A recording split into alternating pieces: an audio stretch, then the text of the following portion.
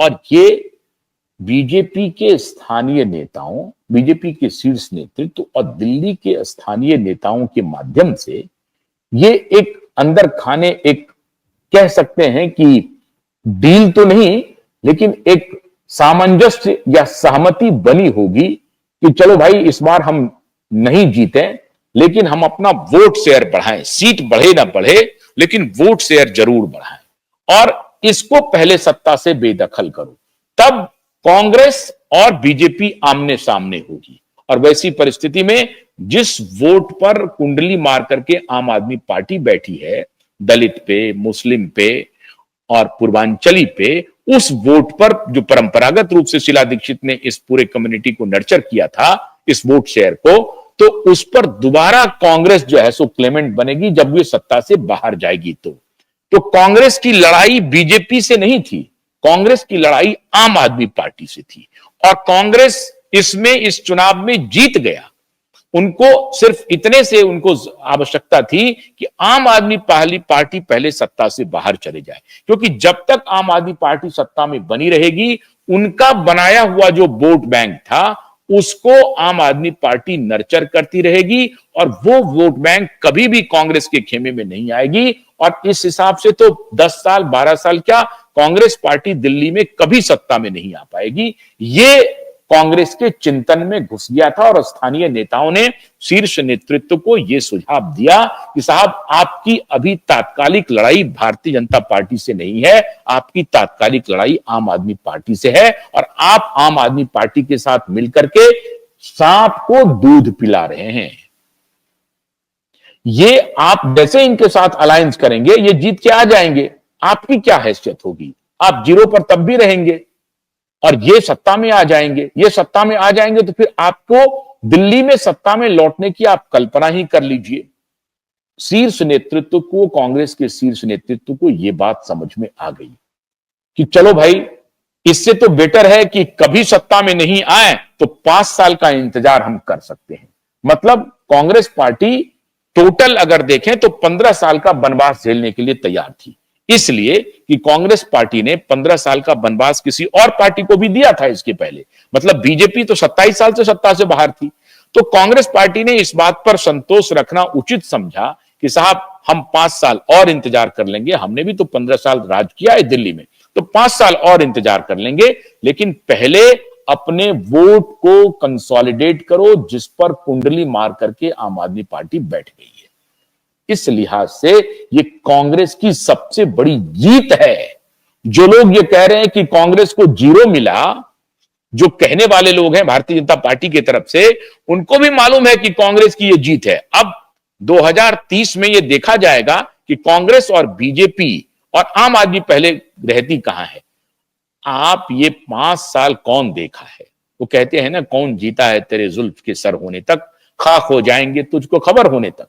तो साहब 5 साल किसने देखा है? ये 22 विधायक किधर जाते हैं, कब किधर चले जाएं, अभी किसी ने देखा नहीं है।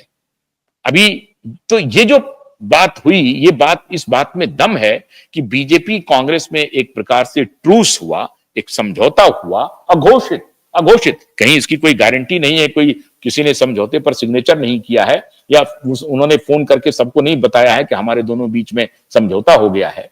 लेकिन साहब हम लोग भी खबर रखते हैं, लोगों से बात करते हैं, नेताओं से मिलते रहते हैं, अपने सूत्रों के हवाले से हम इस बात को पक्के तौर पर कह सकते हैं कि साहब ये कांग्रेस और बीजेपी के बीच में एक सहमति बनी कि हम 5 साल इंतजार करने के लिए तैयार हैं, पहले इसको सत्ता से बाहर निकालो।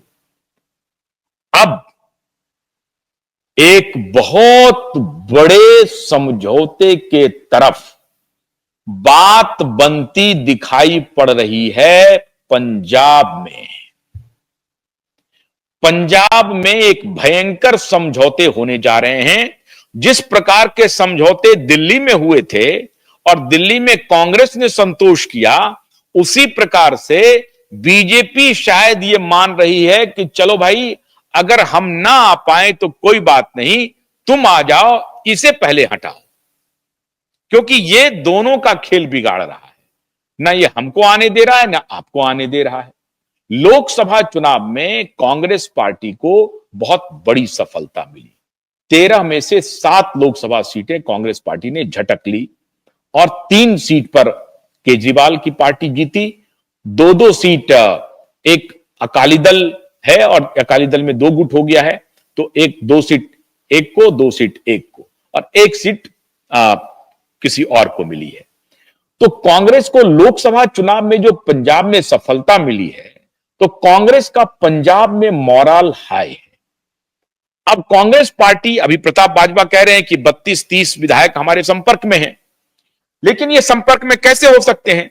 जैसे कि भारतीय जनता पार्टी ने सहयोगात्मक रवैया अपनाया दिल्ली में कांग्रेस के प्रति, जो लोग कहते हैं कि कांग्रेस को फंड कर रही थी भारतीय जनता पार्टी, तो खबर आ रही है साहब कि अंदर खाने भारतीय जनता पार्टी और कांग्रेस में समझौता हुआ, जो जहां मजबूत है उसको समर्थन कर देंगे इसको हटाने के लिए।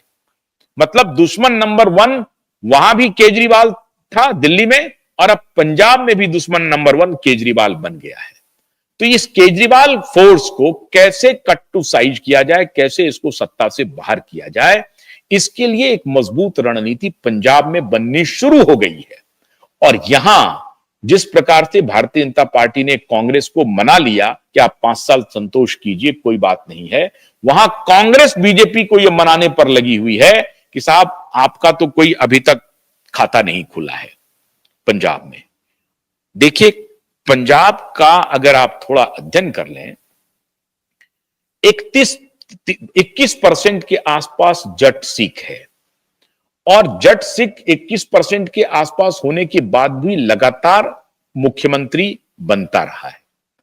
31% ओबीसी है, बाकी सारी जातियां मिला करके, और लगभग 30% के आसपास जो दलित कम्युनिटी है, जिससे कि जैल सिंह आते थे, वो दलित कम्युनिटी से थे, ओबीसी से थे। जैल सिंह जो बने पहली बार वो मुख्यमंत्री 1972 से लेकर 77 तक 5 साल का टर्म उन्होंने पूरा किया था। ज्ञानी जैल सिंह की बात मैं कह रहा हूं, राष्ट्रपति बनने के पहले। तो मुख्यमंत्री थे ज्ञानी जैल सिंह, वो 72 से 77 तक मुख्यमंत्री बने। लेकिन उसके बाद अधिकतर मुख्यमंत्री जो हैं वो जट सिख ही होते रहे हैं, और भगवंत मान उसी 21% सिख को, जट सिख को रिप्रेजेंट करते हैं।